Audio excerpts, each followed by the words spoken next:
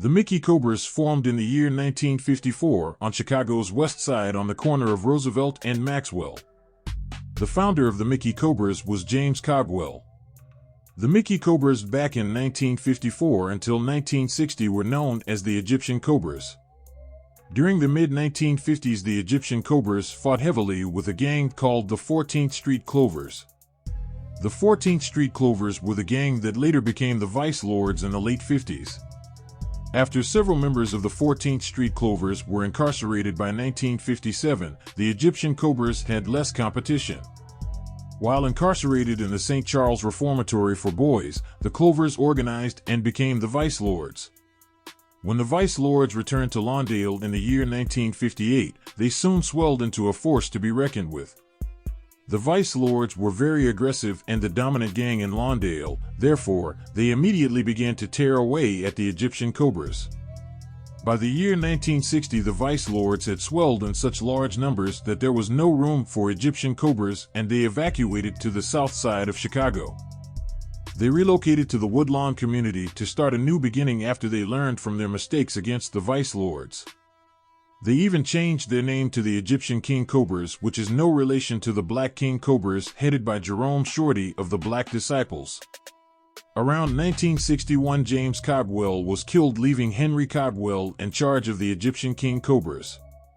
From 1961 till 1966, Cogwell led the Egyptian King Cobras successfully alone as they gained further reputation on the streets of Lawndale. In the year 1966, Eugene Hairston, who was the leader of the Blackstone Rangers, noticed the Cobras and offered the Cobras and Cogwell a position in the 21 Brick Alliance. The Cobras then joined the BPSN Alliance that opposed the Black Disciple Alliance and about a year later opposed the Gangster Nation Alliance. The Egyptian King Cobras then changed their name to the Cobra Stones in 1966. Soon afterward, Eugene Hairston went to prison and lost his position in the nation, making Jeff Fort the chief. Jeff Fort and Mickey Cogwell had a tight relationship, and Cogwell was also heavily tight within the BPSN. Mickey Cogwell became a public spokesman for the BPSN and their activities. In 1969, when Fort was asked to meet President Nixon, Fort sent Cogwell and Herman Moose Holmes, the leader of the Gangster Stones, to meet Nixon instead. In the late 60s, the BPSN raised over $1 million in government funding that was later proven in 1972 to have been mostly used illegally. Cogwell himself was responsible for raising $927,000 from the U.S. Office of Economic Opportunities. Starting in 1970, the police had been monitoring Cogwell for suspicions of defrauding the government of $927,000. Later in 1972, the government closed in on Cogwell and the whole BPSN, and leaders like Cogwell and Fort were charged. In 1978, Jeff Fort formed the People Alliance while in prison right before his release later that year. Because the Cobra Stones were a part of the BPSN, they also joined the People Alliance, which squashed any old beefs they had with vice lords. While Fort and Cogwell were out of prison, they began to organize the organization even more. Cogwell began to organize unions for McDonald's workers or other workers in fast food by 1976 for the equal treatment of employees. In the process, it was said that Cogwell was working in organized crime territory, which may have caused problems for the BPSN. Cogwell also wanted to steer the BPSN towards political activity, and Fort did not want to go that direction yet. These two reasons could be why Cogwell was killed. The main reason that it was believed he was killed was how Cogwell openly objected at the new Rukn doctrines Jeff Fort established in 1976. No one was allowed to oppose the new Rukn name and Islamic doctrines, and it was said that Cogwell openly said he would at the meeting. The penalty for such an action was death. Even though Cogwell spoke out against this, the MCs ended adopting Islamic doctrines anyway. On February 25, 1977, Mickey Cogwell was killed by unknown assailants. The Cobra Stones blamed the Rukns for killing him and said Jeff Fort ordered the hit that caused a war between the Rukns and the Cobras. In order to honor Cogwell, the Cobra Stones changed their name to the Mickey Cobras. In 1977, Theodis Clark Emperor the became the new leader of the MCN. Throughout the rest of the 1970s and all throughout the 80s and 90s, the Mickey Cobras held down a very strong presence in the Cabrini Green housing projects and the Dearborn homes. During the 1980s, the MCs successfully split off on their own, completely independent from the Rukns, only being tied through shaky People Nation Alliance ties. The MCs soon rose to organized crime status and were considered a major part of the Black Mafia. By the early 90s, MC relations between Black P-Stones and conservative vice lords worsened. In some areas of the city, MCs can get along with vice lords and BPS, and others there is total war. The MCs, nevertheless, are bitter enemies of folk nation gangs, especially the Gangster disciples. After several buildings have been demolished in the Robert Taylor homes, the MCs have relocated to such suburbs as Calumet Park, Bolingbrook, Kankakee, and Bloomington. Now MCs are both active in the city and the suburbs. In 2006, the MCs were severely crippled during a major drug bust on the corner of 28th and State Street. 47 individuals were convicted for trafficking heroin, including a Chicago police officer, Tashika Sledge. In 2006, Officer Tashika Minor was arrested in a drug investigation called Operation Snakebite, which targeted sales of deadly fentanyl-laced heroin in the Chicago Housing Authority's Dearborn Homes public housing complex on the south side. Minor, whose last name was Sledge then, was giving Mickey Cobra's leader Len Barksdale access to a police database to help him determine which members of the gang were under surveillance. Working for the Chicago Police Department, she had patrolled the Dearborn homes, where she began her relationship with Barksdale. She helped protect his drug operations in the complex, prosecutors said. At one point, Barksdale was stopped by the police while driving Minor's SUV, and they found her badge in the vehicle. Minor's lawyer told the judge she committed her crimes because she was blinded by love. Her mother, who is a former Chicago cop, and a lieutenant, Ricky Edwards, wrote letters to the court supporting her. "I consider Tashika to be intelligent, trustworthy, and loyal," Edwards wrote. "Although mistakes have been made, and who has not made one, I am confident Tashika will rebound and return far more to the community than she has lost." Edwards quit the department in 2012 after then police sup Gary McCarthy sought to fire him for failing to take a drug test. Minor, now 41, was sentenced to 10 months in federal prison in 2007 after pleading guilty to participating in a drug conspiracy.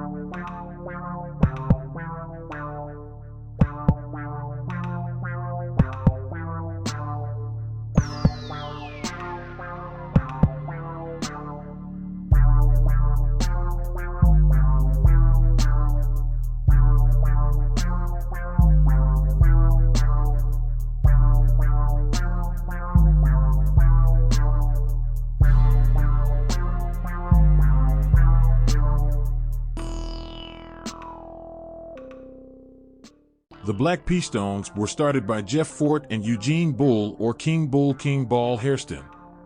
Jeff Fort was born on February 20, 1947 in Aberdeen, Mississippi. Jeff Fort's family migrated to Chicago along with many other black families.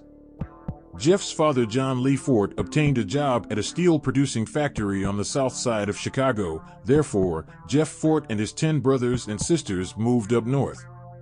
They moved into an apartment at 6536 South Blackstone Avenue in the Woodlawn area. At that time in the 1950s, there were more whites than blacks in that neighborhood. However, whites were moving out rapidly due to white flight. In 1959, at the age of 12, Jeff Fort formed a small clique of boys that acted as a gang on either the corner of 64th and Blackstone or 66th and Blackstone. There were about 10 members of the gang of young boys. They battled against gangs of white youths in the Woodlawn community and some other black gangs as well.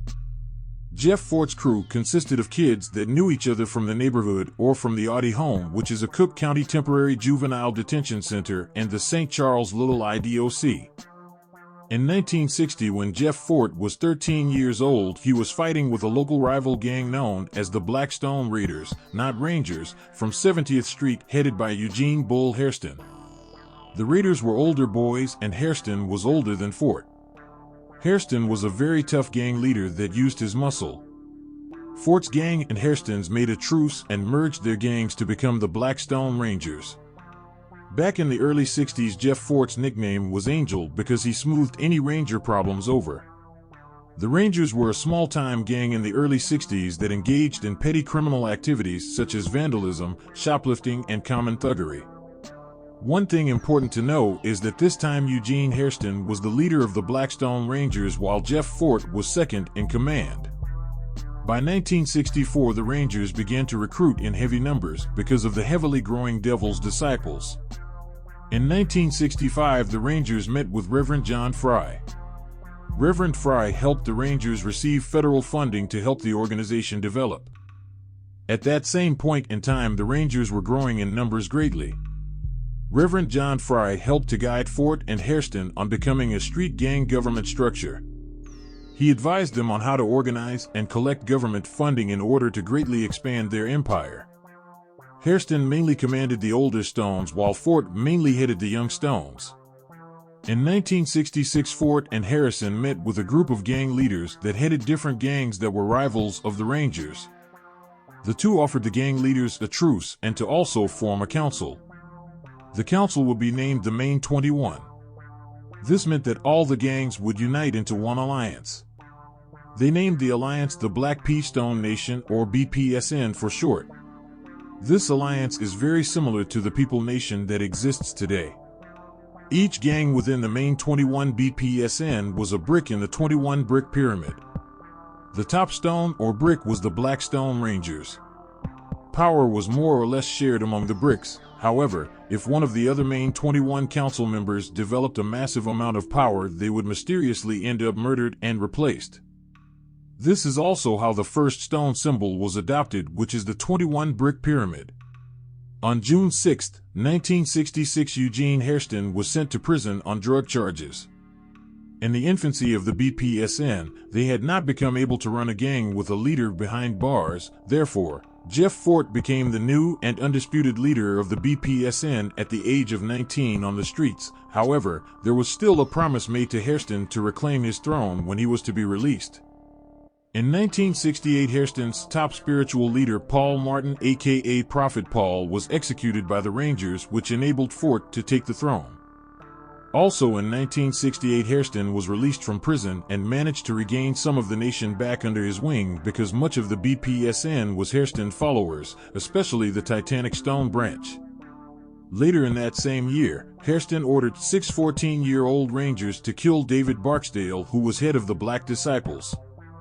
He paid them $1 apiece to commit the murder. As Barksdale exited a bar that 1968 night, he was shot 6 times by the 6 Rangers but survived the attack, later dying from the gunshot wounds 6 years later in 1974. In the late 60s, the BPSN grew into incredible power for that point in time. They organized into a mob. They were at heavy odds with the Disciple Nation, or Devil's Disciples, and the Gangster Nation that was once Stones. In order to war better with Disciples and others, Fort and his mob needed money and guns. Therefore, to the public eye, Jeff Fort was able to disguise his mob as a group of do-gooders that were a charitable group raising money to help the community.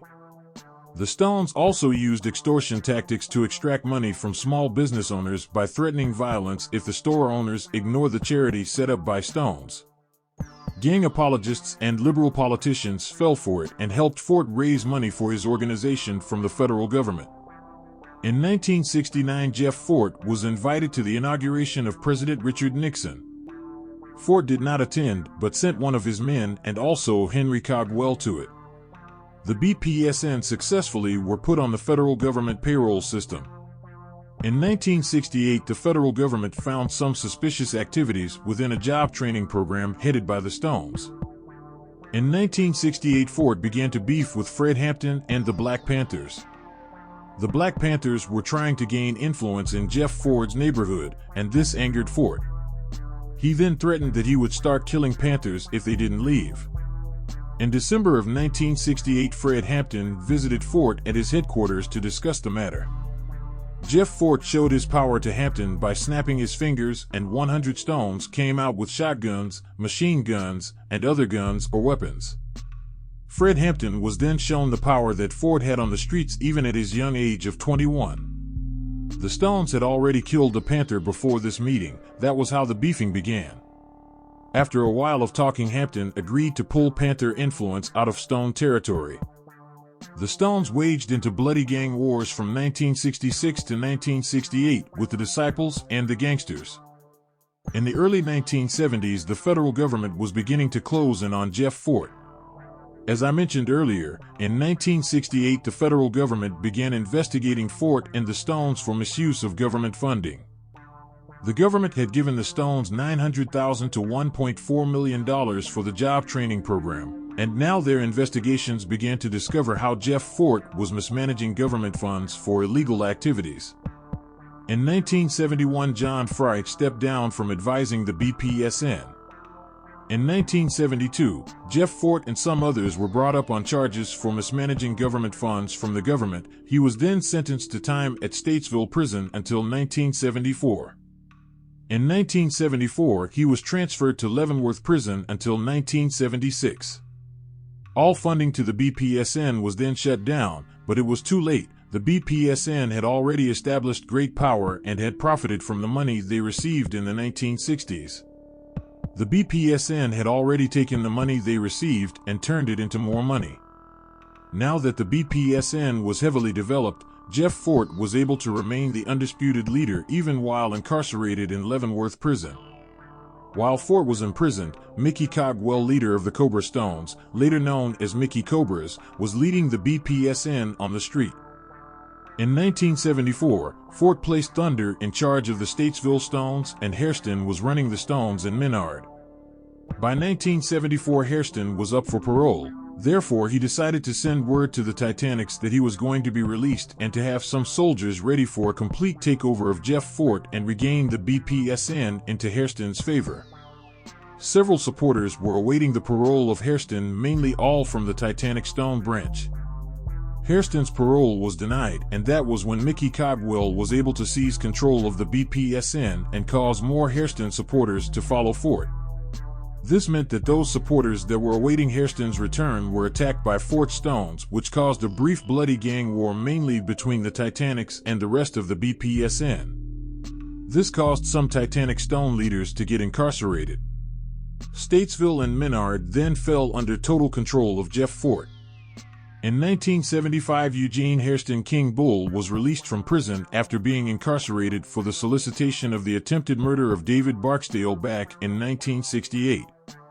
Right after his release, Hairston set up a small crew of Stones on 70th and Paxton, which was where Hairston was taking residence.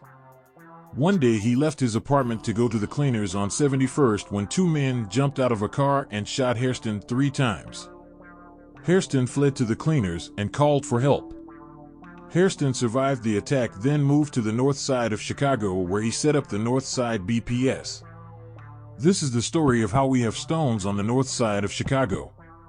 When Jeff Fort was released on March 12, 1976, he traveled to Milwaukee, Wisconsin, where he tried to convert to Islam and join the Moorish Science Temple. However, they would not accept him. Fort then started his own temple. In April 1976, Jeff Fort merged the BPSN into new Islamic beliefs that he adopted when he was in prison. He adopted the title of El Rukn that came from a book that was describing shrines in Mecca. This is the birth of the eye, crescent moon, and 5-pointed star. The 5-point star then was used on the streets, but strictly as a El Rukn symbol until 1978, when it also began to be used as the People Nation symbol. There was much objection to the new Islamic order. Mickey Caldwell, who was leading the Cobra Stones, objected the most. Mickey Caldwell spoke up and objected at this meeting house at the camp, which was at 4233 South Indiana Avenue. Even after Fort threatened anyone that spoke up at the meeting would be killed. On February 25, 1977, Mickey Caldwell was killed, and it was rumored that Fort had killed him. The Black P. Stone gang was still in existence, but mainly led by Eugene Hairston and others. The El Rukns were only for strong supporters of Fort. All El Rukn members had to adopt the suffix of El within their last name. This proved to be a massive problem because authorities were able to go on computer systems in the late 70s and 80s and find El Rukn members easily and red flag them. On April 14, 1978, Fort organized the El Pyramid Maintenance and Management Corporation, which made it possible to purchase a piece of property at 3945 to 3959 South Drexel that used to be known as Oakland Square Theater. When it was run by El Rukns, it became known as El Rukn Grand Major Temple of America, also known as the Fort. It stayed standing until June of 1990 when it was torn down. In 1978, Jeff Fort organized the People Nation because organization of gang wars was needed on the streets. The war would then just be people against folk. Jeff Fort invited a few gangs into the People Alliance in 1978, which included Latin Kings, Vice Lords and their factions, Mickey Cobras, Latin Counts, Bishops, Spanish Lords, and the Insane Unknowns. In the early 80s, the invitation extended to more street gangs. In 1983, Jeff Fort was arrested and sentenced to 13 years in prison for his connection to a large shipment of drugs in Mississippi. While he was incarcerated, he continued to run the gang. There was even a pilgrimage to Mecca scheduled, and the destination was Libya. In Libya, Fort's top lieutenants made contact with Prime Minister Gaddafi, who was an enemy to the United States. During the late spring of 1986, El Rukns made 2 trips to Panama City, Panama, to meet with Libyan delegates.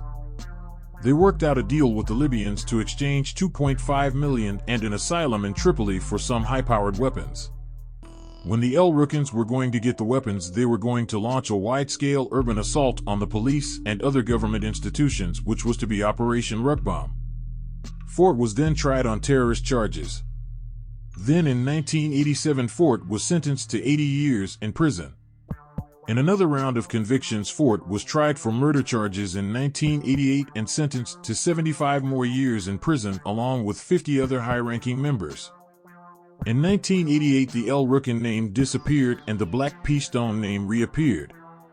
This name change was also made possible after Eugene Hairston was gunned down outside the Ida B. Wells housing projects in 1988. In 1991 to present day, the BPS has experienced inter-alliance wars with the Mickey Cobras and Vice Lords. BPS still maintains good ties to other people gangs except two gangs, mainly Vice Lords and MCs. However, in parts of the city, MCs and BPS are good friends, and some VL factions get along with Stones too.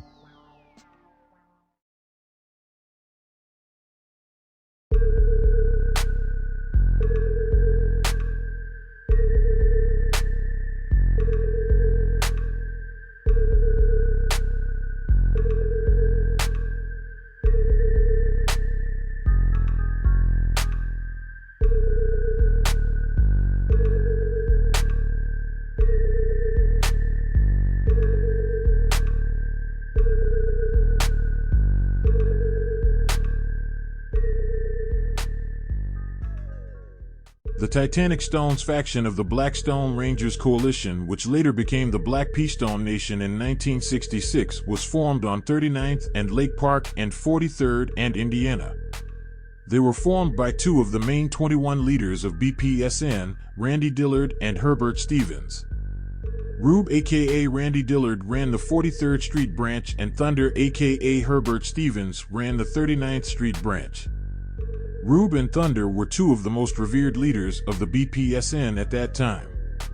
In 1971, Rube and Thunder were convicted of a serious kidnap and multiple murder charges. Deemed a heinous crime, Thunder was sentenced to life in prison and Rube received the death penalty. The early 70s was a time of turmoil for the BPSN. Most of the main 21 leaders were either in jail or fighting cases. Jeff Fort was convicted of misuse of government funds in 1972 and sent to prison. Fort did time in Statesville from 72 to 74, where Thunder was also doing time. Rube was on death row in Menard, where Eugene Hairston, the original founder of the Black Stone Rangers, was also incarcerated, and had been since 1968 when he was convicted of solicitation to commit murder. Fort was transferred to Statesville, where he was serving out a state conviction, then to Leavenworth Federal Prison in 1974 to serve his federal sentence. Bull was tight with both Rube and Thunder. Fort had left Thunder in charge of the Stones in Statesville. Bull was running Menard. He and Fort had fallen out of good graces because after Hairston was incarcerated, Fort took complete control of the BPSN. He even ordered the execution of Bull's closest follower, Paul Martin, who was the spiritual leader of the Black Stone Rangers up until 1968, when he was shot 3 times in the head and killed. Killing Prophet Paul enabled Jeff Fort to complete control. The Titanic Stones had become a very strong branch around 43rd and 47th Street.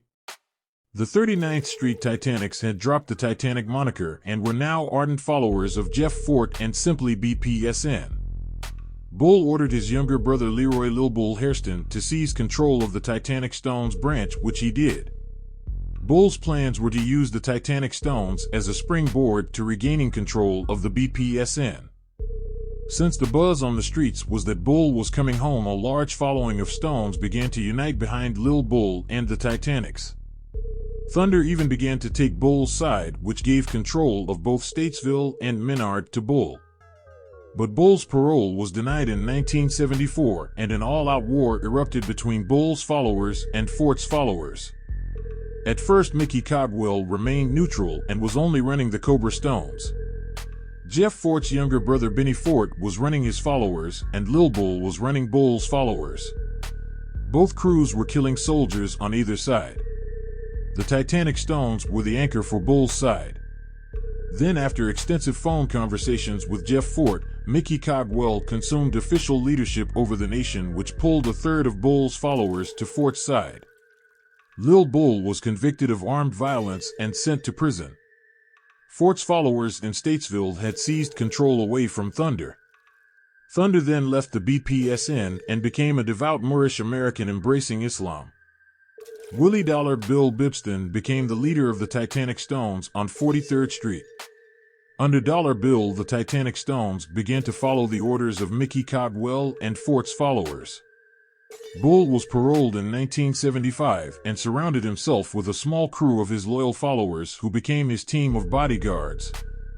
As he left his apartment on 70th and Paxton, heading to a cleaner's on 71st Street, two men got out of a car and began to shoot. They hit Bull 3 times, but he still managed to run to the cleaner's store where the store clerk called for help. Bull survived that assassination attempt and moved to the North Side, where he founded the North Side branch of Black P. Stones.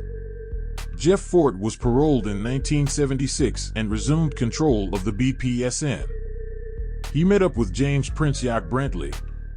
Prince Yak was the leader of the Bnei Zaken, which is Hebrew for Black Stones. They were also referred to as the Israelites. The Israelites owned a heavily fortified building called the Camp on 42nd and Prairie, just around the corner from the Tray, or Fort Tray, which is the neighborhood stronghold of the Titanic Stones on 43rd and Prairie.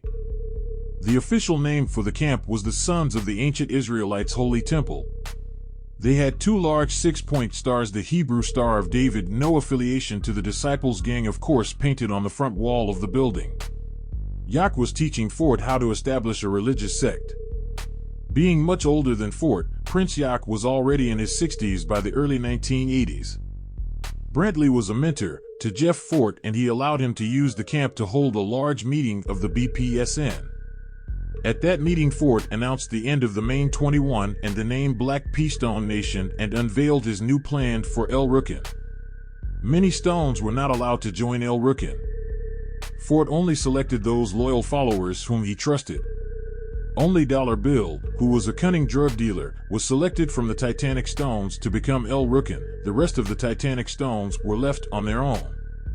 So Bull's toughest bodyguard, Robert Button East, assumed the position of chief of the Titanic Stones on 43rd Street.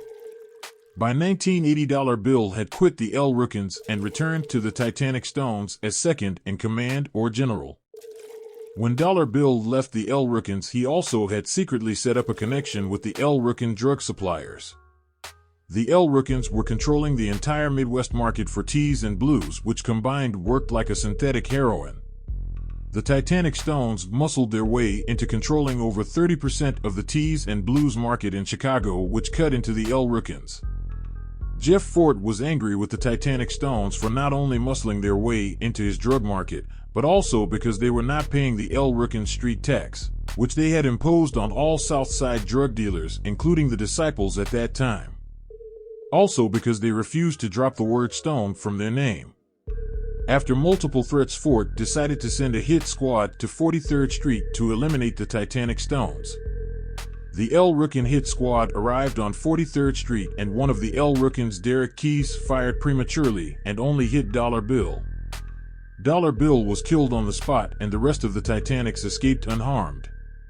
After that 1981 hit, the Titanic Stones became enemies with the El Rukns, even though they were members of the People Coalition. Button ran the Titanic Stones with impunity during the early to mid-1980s. He and Bull were working to try and consolidate the remaining Stone sets who were also not accepted into El Rukn. Rube's sentence was commuted from death to life. He began to establish control of the Stones and Menard. Prior to that, Rube had also stabbed John Wayne Gacy on death row. Button was convicted of murder and sent to prison in 1985. His younger brother Ray Scooter East became the new chief of the Titanic Stones. The Titanics became very ruthless under Scooter's command. They killed key Mickey Cobra members and forced their longtime allies, the Prairie and Sane Vice Lords from 4120, to disassociate themselves from the Titanics. Many other Black Stone branches began to also disassociate themselves from the Titanics. In 1988, Eugene Bull Hairston was shot and killed in the Ida B. Wells.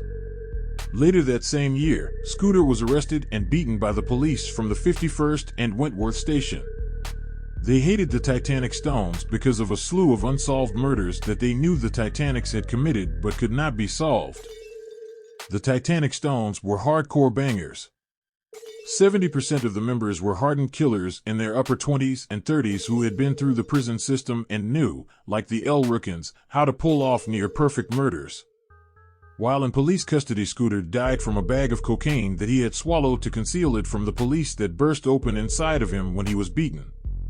After Scooter's death, many more key Titanic Stones were convicted of murders and sent to prison, and the 43rd Street branch fell apart. During the 1990s, the Mafia and insane vice lords took over the old Titanic hood on 43rd Street. The Titanic Stones then emerged in other neighborhoods, primarily on the southeast side. Leroy Lil Bull Hairston was paroled in 2003 and is now chief of the Titanic Stones. Robert Button East was paroled in 2005 and is the general. Thunder was also recently paroled, and he is a devout Muslim. Randy Rube Dillard founded the Reubenite Stones from Menard in the late 1980s after Bull's death. Rube's whereabouts are unknown. It's been rumored that he has been seen recently on the streets at an ancient Black Stones picnic. The Titanic Stones are no longer a renegade faction of the almighty Black Peace Stone Nation.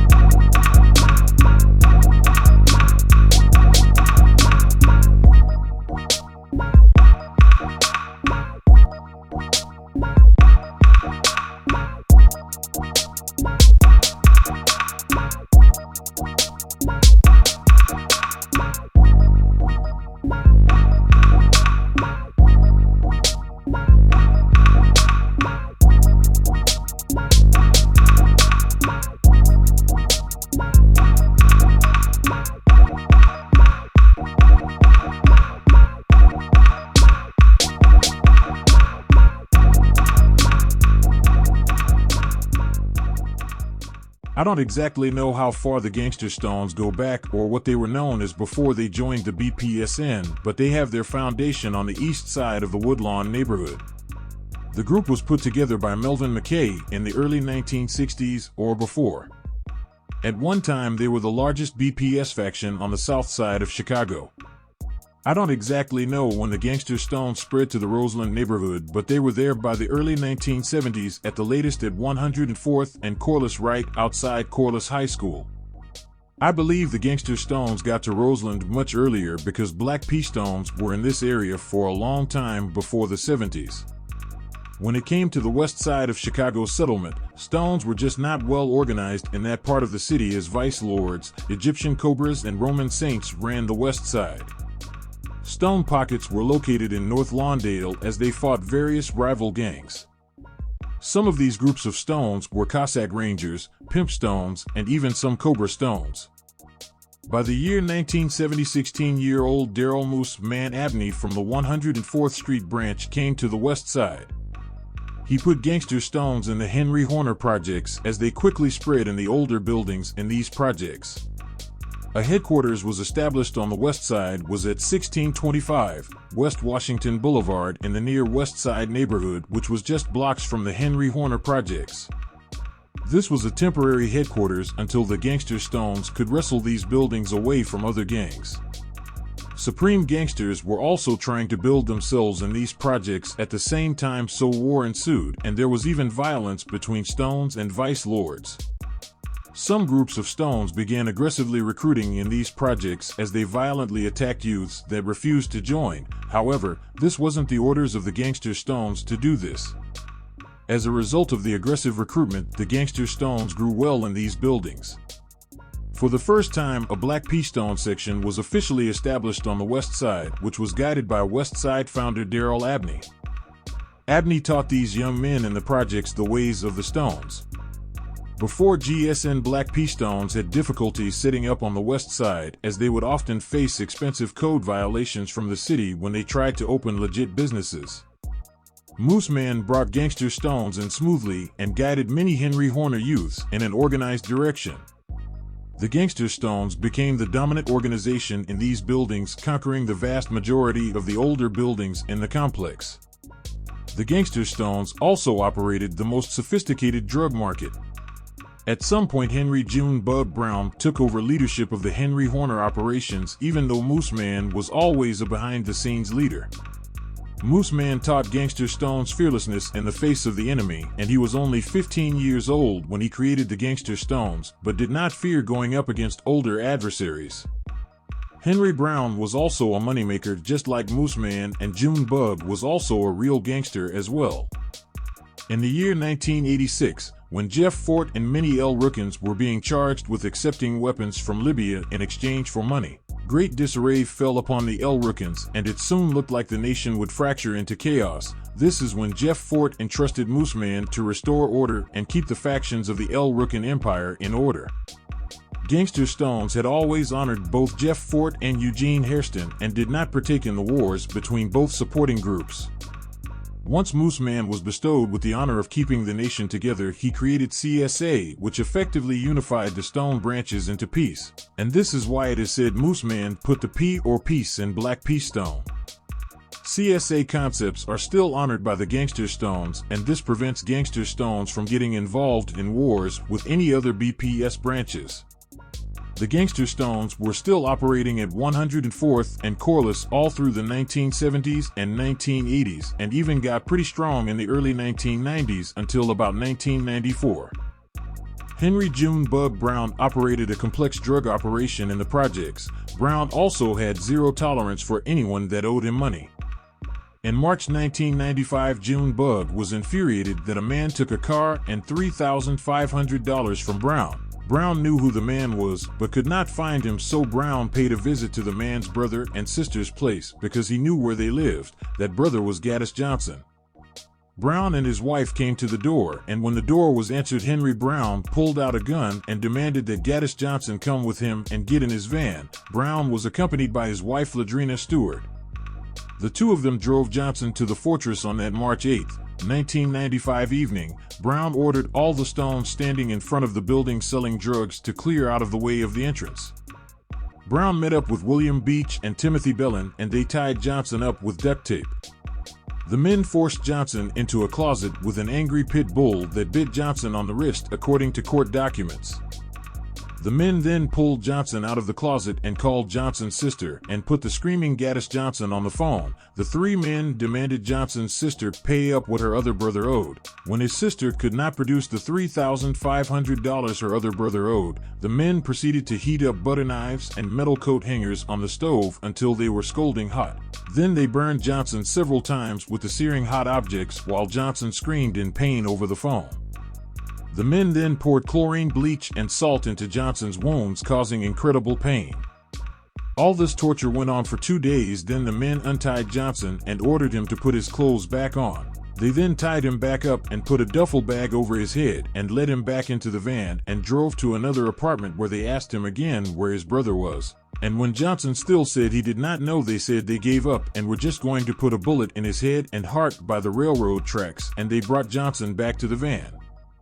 When the men stopped to get some fast food, Johnson escaped from the van and ran to a nearby L station where he called his family, and eventually police were called and the four were arrested. Brown's wife ended up testifying against the three men in the 1998 trial. Timothy Bellin had his case dropped, but Brown and Beach were convicted and still are in prison for the crimes. After the incarceration of June Bug, the city began the tear down of the Henry Horner projects, and by the late 2000s all of the projects were torn down, and by 2010 everything was gone, which displaced the Gangster Stones out of their main turf. However, the Gangster Stones had already spread nationwide with sets in many other states like Indiana, New Jersey, Pennsylvania, and New York for examples. I'm not sure if G-Stones are in Chicago area anymore by 104th, but they certainly are in multiple other states. Daryl Ebony was a very highly regarded individual within the Gangster Stones and by many outside of the organization as well. In prison, other inmates from other organizations regarded him positively. May he rest in peace.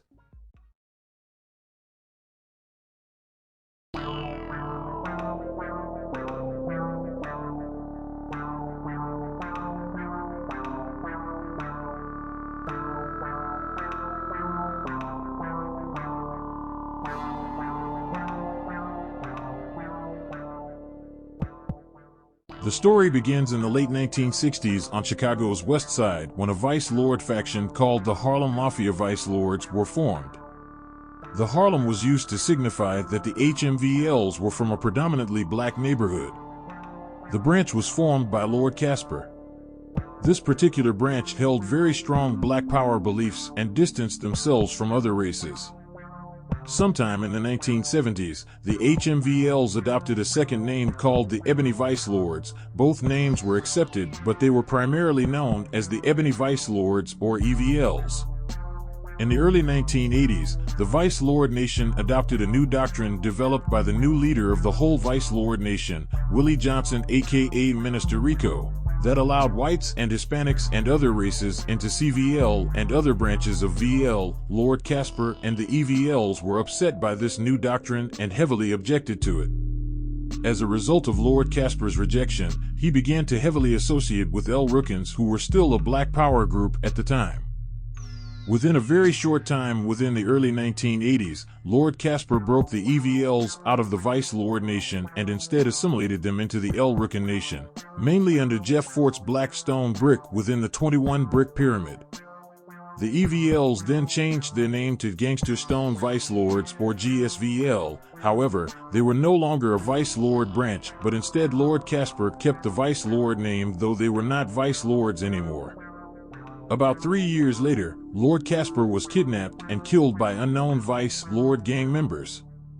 The GSVLs then appointed a new leader, Henry Brown, to take over GSVL operations. The GSVLs continue to be an active presence in Chicago throughout the rest of the 1980s as they continue to war with the Black Gangster Disciples, or the GDs. Even though the GSVL used the word gangster in their name, they had nothing to do with GDs. Nevertheless, GDs were infuriated over the GSVL use of the word gangster, and it caused further gang wars between Rukns and BGDs.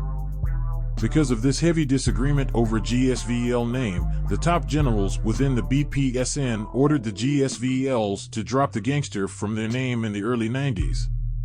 The GSVL then severely dissolved after losing their name. Some members flipped to other BPS factions while others went back to VL factions. It is said that some resurrected the Ebony Vice Lord branch that may still be slightly active on the streets. Mostly EVLs are in prison, and that is where the EVLs are active mostly. All throughout the 1980s, law enforcement and the Chicago Crime Commission have mistaken the GSVL for a Vice Lord branch, even though their roads are from VL. The Vice Lord in the name was just a name and not a declaration of Vice Lord affiliation.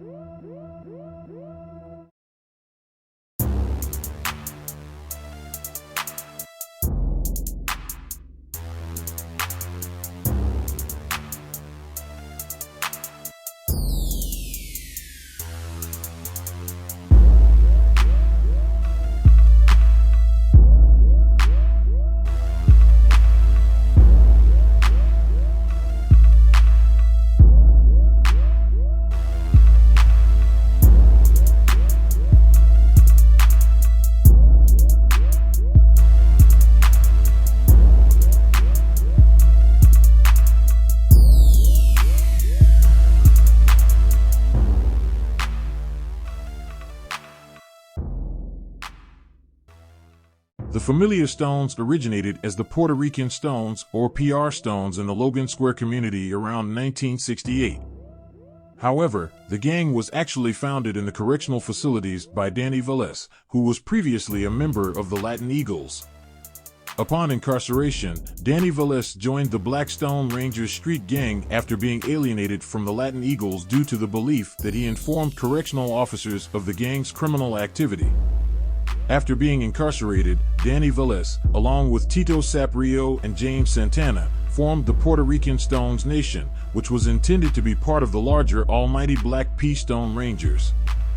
However, Danny Velez did not receive a seat on Jeff Fort's main 21 Commission board, and after 1977 the board was disbanded as the Black Stone Rangers became the Rukns.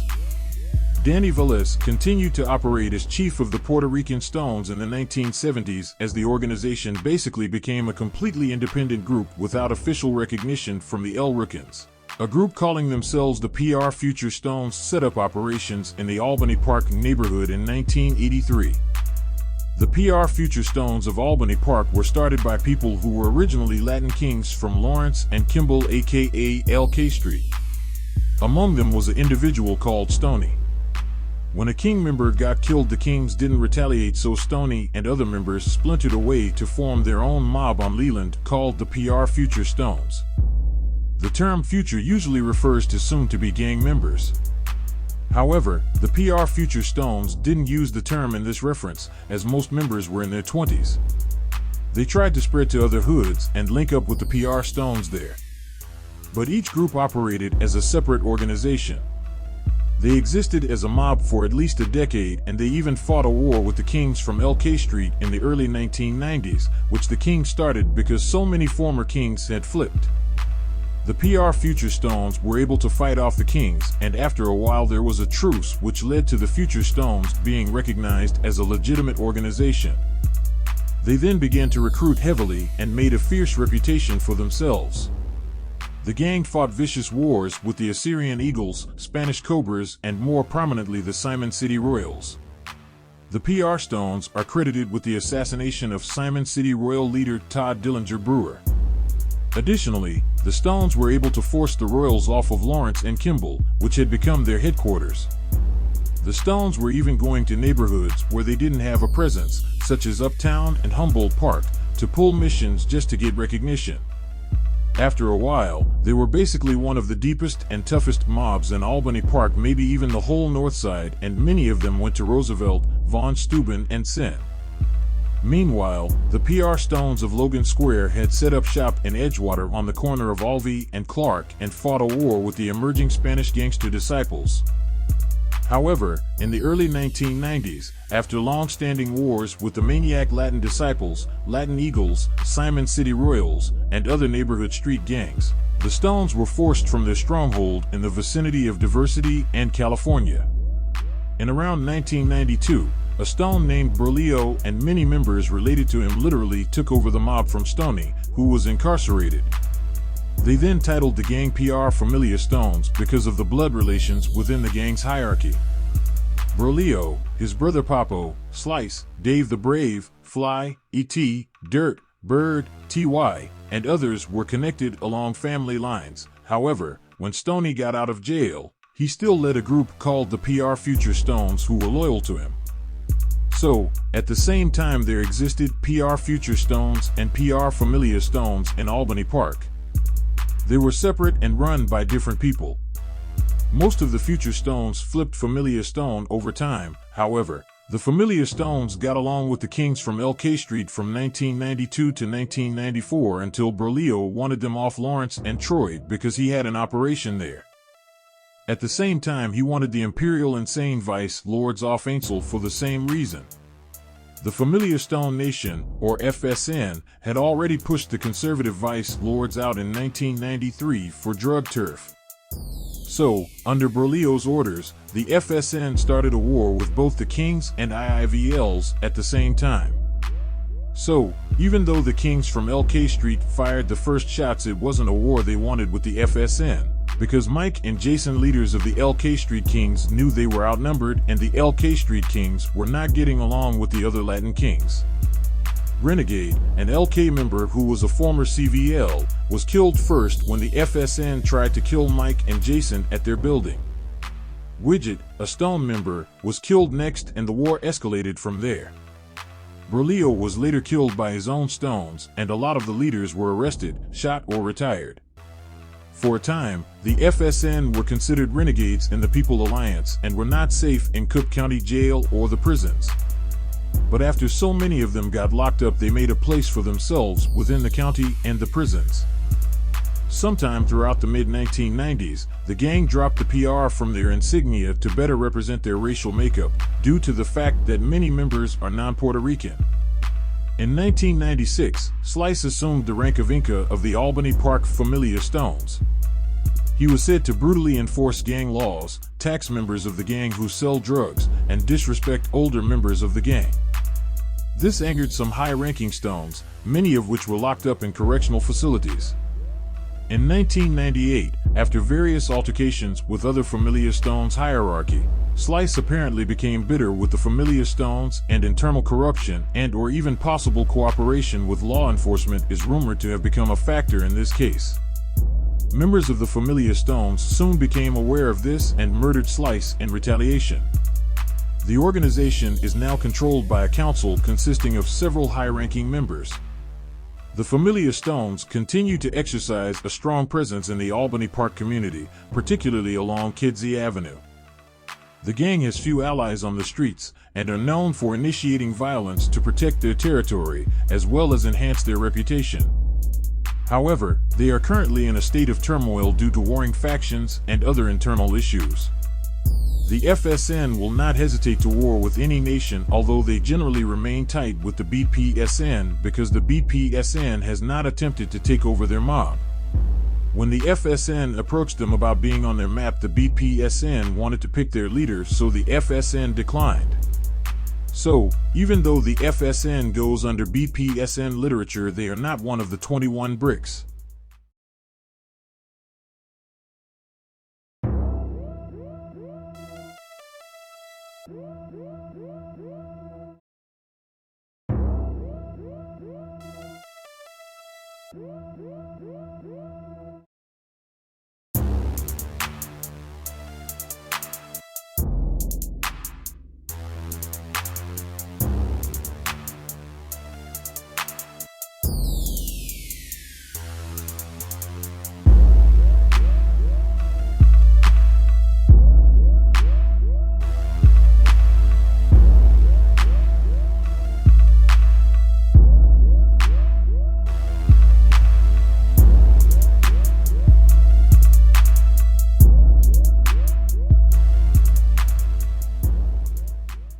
The artistics started sometime back in the 1960s, probably later 1960s.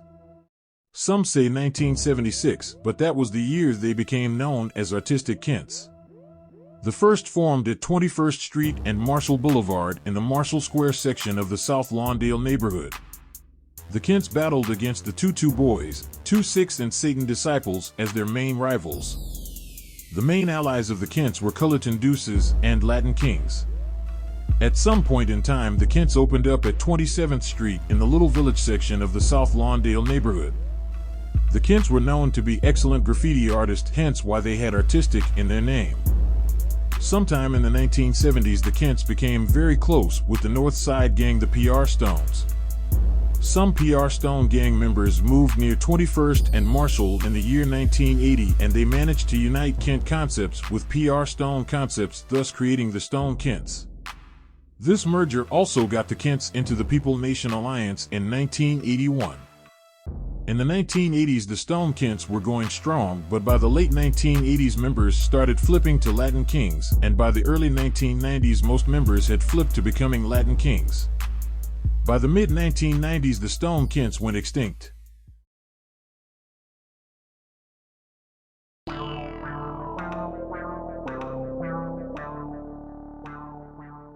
In December of 1976, Jeff Fort called a big meeting of the top Stones at the Israelite camp on 42nd and Prairie.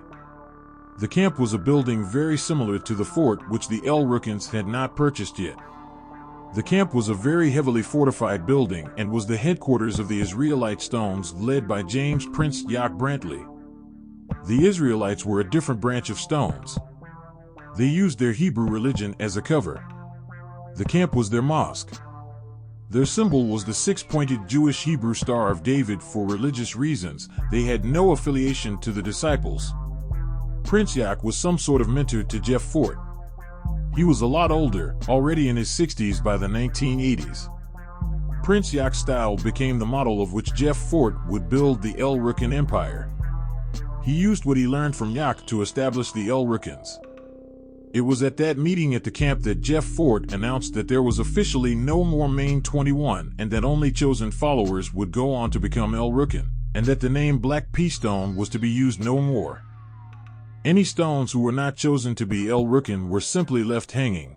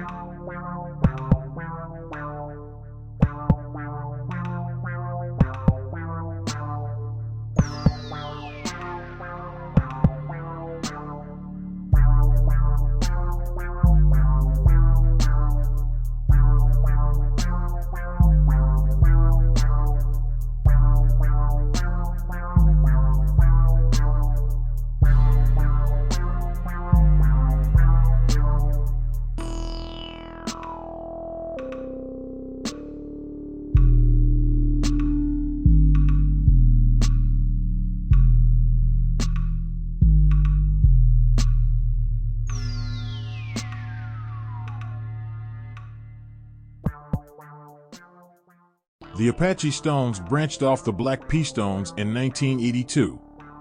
They were one of the first factions to distinguish themselves and break away from the Black Pea Stones. It is believed that it was started on the corner of 79th and Essex in Chicago. It is also believed that it was started by Tom Tucker, aka Lawrence White, when he decided to create the Apache Stones and branch it off the Black Pea Stones. Most Apache Stones distinguish themselves from the other sets by sometimes wearing the colors brown and black. However, they wear the traditional black and red as well. They typically will throw up the letter A as their hand sign, and their main enemies include the Boss Pimps from Jeffrey Manor as well as the Gangster Disciples. Their enemies are also renegade BPSN factions such as the Jabari and the Ruknite Stones.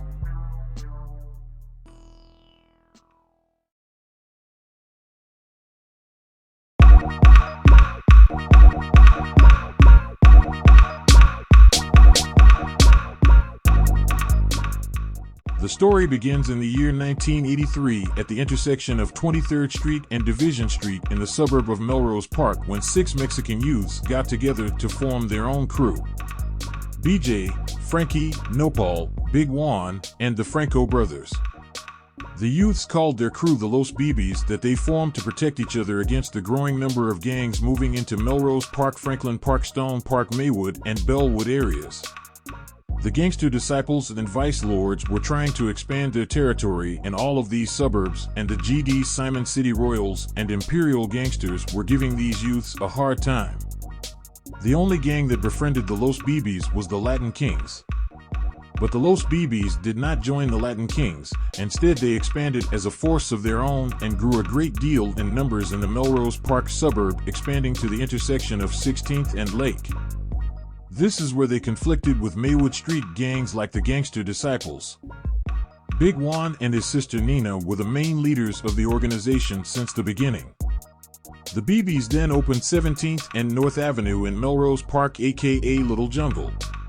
It became clear that the folks were the biggest enemies of the Los BBs, and in 1989 the Los BBs were taken into the People Nation Alliance under the wing of the Latin Kings at first. With this new deal, the BBs were now known as BB Kings. This lasted until 1991 when Latin Kings put pressure on the BBs to give up their BB identity and just become Latin Kings. When BBs refused, a 4-year-long war ensued between Kings and BBs. Big Juan and his sister moved to North Avenue and Kramer Apartments in Villa Park, aka the Townies, and began that chapter there in 1991. This chapter became one of the main chapters besides Melrose Park and Maywood. In 1991, the Los BBs became so popular they spread into the suburbs of Addison and Villa Park as they fought with an assortment of other gangs, mainly within the Folk Nation Alliance. In Addison, the BBs opened up on Michael Lane in 1991. After joining the People Nation, the Los BBs spread in popularity even more as they opened territory in the suburb of Glendale Heights at the intersection of Glen Ellen and Fullerton, in Westmont in the Eagle Creek Apartments at 61st and Williams, and in Berwyn at 23rd and Lombard and the suburb of Northlake. There was also BBs in Cicero, West Chicago, and Palos Hills. Glendale Heights became the biggest chapter of all as they had the biggest head count. Between the years of 1991 and 1995, the Los BBs were at their peak of strength. Then in 1995, the Los BBs began to shrink in size because of legal issues. Chapters began to close up, leaving Villa Park, Maywood, Melrose Park, and the biggest chapter of all, Glendale Heights. To reorganize, BB members connected with the Gangster Stones and established an alliance with them after BBs took a trip to the Henry Horner projects. They connected with Gangster Stones and Mooseman, the head of the Gangster Stones. Mooseman blessed the BBs into the Stone family. In the Cook County Jail, the BBs drew up a further tight alliance with the Stones. Then the Stones took the Los BBs into the 21 Brick Stone Alliance, and the gang became Almighty Los BB Stones. They adopted Stone colors of black and red in 1995. This new unity ended bringing more wars for the BB Stones because they became a larger target by Black Street gangs. In the year 1995, the war with Latin Kings was about to prove a major issue for BBs locked up in jail and prison because Latin Kings often go after enemy gangs ferociously in the joint. This is when BBs locked up in Cook County Jail at 26th and California connected with high-ranking Gangster Stones to have an official alliance. One high-ranking Gangster Stone contacted Daryl Mooseman Ebony, the leader at the time of the Gangster Stones, to meet with BBs in the Henry Horner public housing projects located in the near West Side neighborhood. A meeting was arranged, then BBs headed to the projects in 20 cars packing guns. The BBs then met the Gangster Stones for the scheduled meeting, and the BBs were given Stone literature and the handshake. This is when BBs became an official Black P Stone branch in 1995, and this stopped the war with Latin Kings as BBs and Kings became allies again as well. The BBs were now known as Almighty Los BB Stones and adopted black and red colors. In the year 1995, BBs fought violent wars with the Imperial Gangsters, which led to the shooting death of BB member Stephen Finney. The BBs retaliated and killed an IG and dragged another by the neck from a rope. In the late 1990s, BBs opened Sunnyside and Clark in the Uptown neighborhood by Mabe and Dino. Some of the top Incas from Maywood and Glendale Heights were all that was left to keep the organization together by the early 2000s. Just as the BBs were leaving the suburbs in the 2000s, they were revitalized by a BB Prince who was in the area of North Avenue and Spalding, connecting with Latin Kings in the West Humboldt Park neighborhood. Latin Kings were in the neighborhood and connected with the Prince as they came into the store. During this time, BBs were supporting a Black P Stone branch trying to operate at Humboldt Boulevard and Sacramento.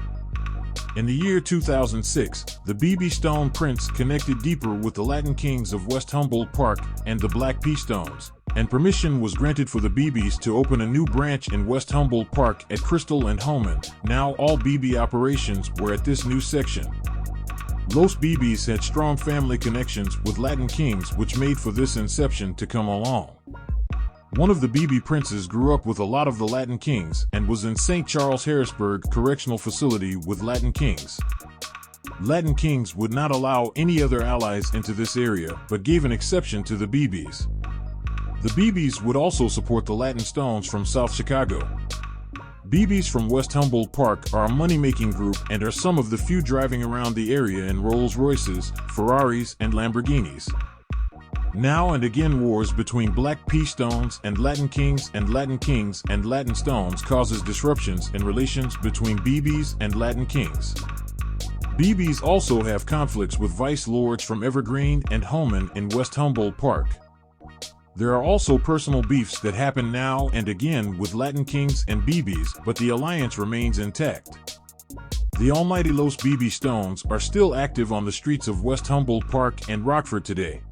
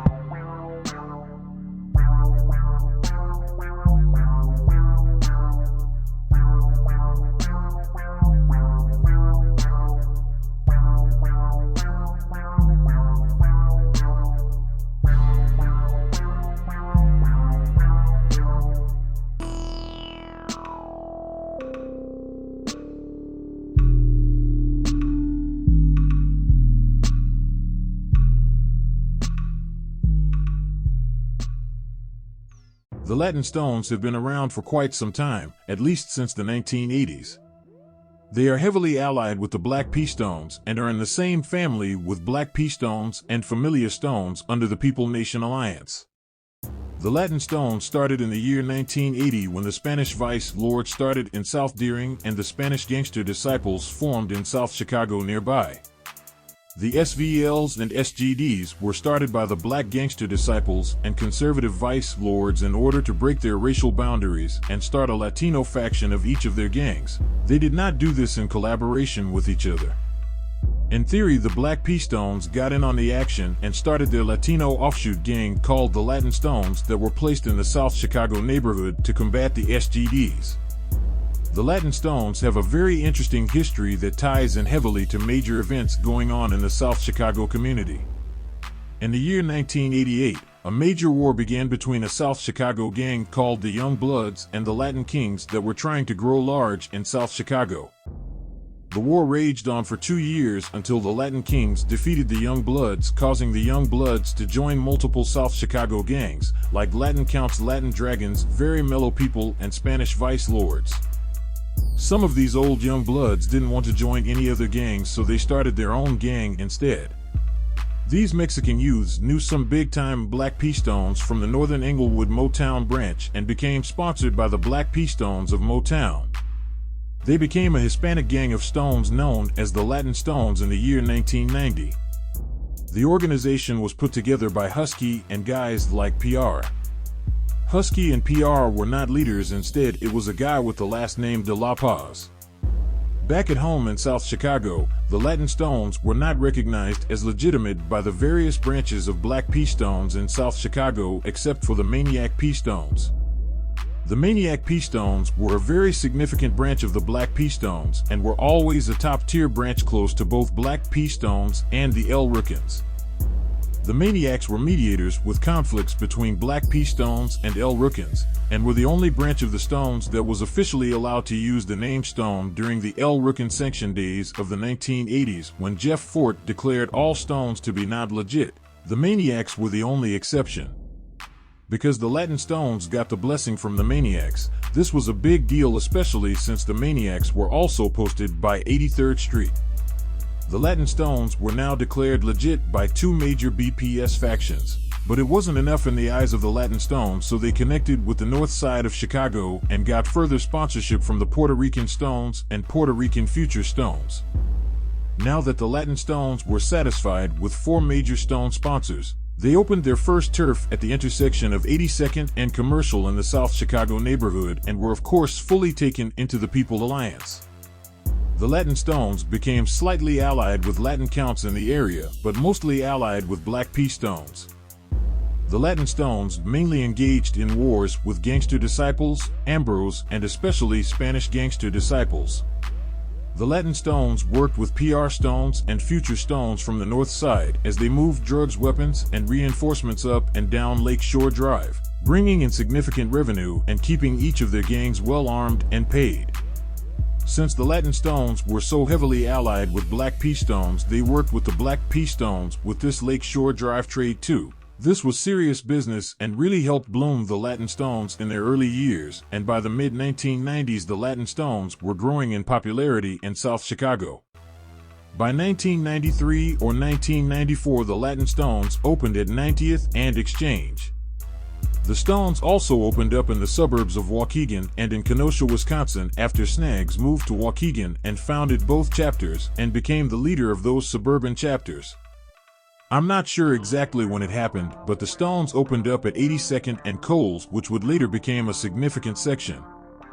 The Latin Stones remained significant in the rest of the 1990s and into the early 2000s and had not only a strong South Chicago chapter but also strong chapters in Kenosha and Waukegan. The downfall began in the mid-2000s when the founder and overall leader seemed to disappear in the South Chicago. General Husky retired from the gang life alongside PR, the chief enforcer. This depleted the leadership of the Latin Stones, forcing Snaggs to pack up and move back down to the South Chicago community after he left Kenosha and Waukegan closed. When Snaggs arrived, he closed down 90th and Exchange and moved all operations to 82nd and Coles.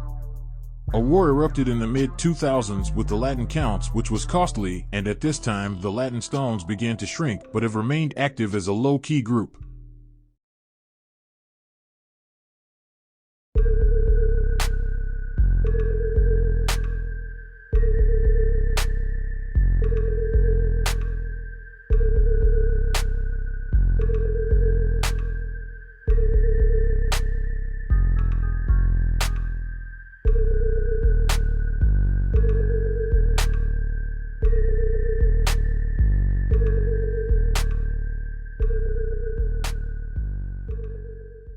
The founders of the Titanic branch of the Black Keystone Nation were Randy Dillard and Herbert Stevens, aka Rube and Thunder. Both Rube and Thunder were sent to prison around 1971 for very serious murders. Thunder received a life sentence and Rube got the death penalty. In fact, Rube later stabbed John Wayne Gacy while on death row. In 1988, Eugene Bull Hairston was gunned down and killed in the Ida B. Wells. Everyone suspected the Rukns, just as they had in 1977 when Mickey Cogwell was killed. Stone sets around the city were upset with the Rukns, who held a press conference where they denied any links to Bull's murder. Scooter was arrested by the narcotics squad from 51st Street who hated the Titanic Stones ever since uncovering a plot by Button and Bull to blow up the 51st Street police station with dynamite. While in police custody, Scooter attempted to conceal a bag of cocaine by swallowing it. During his interrogation, the cops beat him and the cocaine bag ruptured and stopped his heart. Scooter's death was followed by a severe downfall in the Titanic Stones on 43rd Street. A new upsurge in the Titanic Stones rose on the east side around 71st and Colfax. The Titanic Stones disappeared from 43rd Street around 1990 and the Mafia and insane vice lords took over their old territory. Since Bull was now gone, Rube began to claim the title of King of the Stones and founded the Rubinite Stones in Menard. Somehow he made it off of death row and during the early to mid-1990s became the biggest opposition to Jeff Fort's son Wakita and the BPSN. Even though he was still in prison, Rube had a lot of influence over veteran Stones and he was in control of a lot of drugs on the streets. Not only that, but he was cunning as well as ruthless. During the 1990s, the Rubinites were almost as equally as powerful of a branch as the combined sets of the BPSN. Lil Bull got out of prison in 2003 and resumed leadership over the Titanic Stones on the east side. Button got out of prison in 2004 and became general of the Titanic Stones on the east side. Thunder was released from prison sometime in the 1990s and is a devout Moorish American. Rube's whereabouts are unknown, but he was actually recently seen at the Black Stones Ancients Picnic, which is held once a year for veteran Stones like Charles E. Bay, as well as Thunder Moose and hundreds of others. Rube is either on the street or some say he could be police.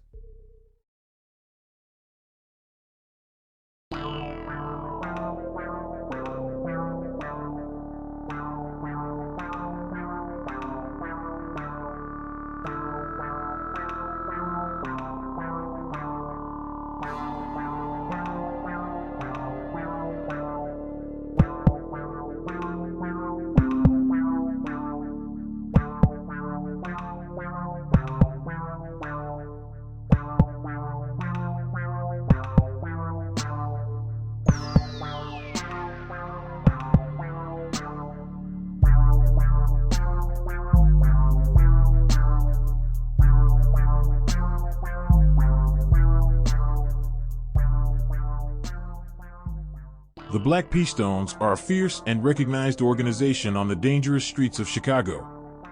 The Black Keystone Nation has been established and around in the city of Chicago for decades, led by the well-respected Jeff Fort, which a majority of older BPS members still honor as their one and only sole leader. Although in more recent years, a new breed of Black Keystones surfaced on the gang scene known as the JB Stones or Jet Blacks. The Jet Blacks are comprised of a more younger generation of Stones who honor Wakita Chief Keita Fort, the son of Jeff Fort, as their sole leader or king.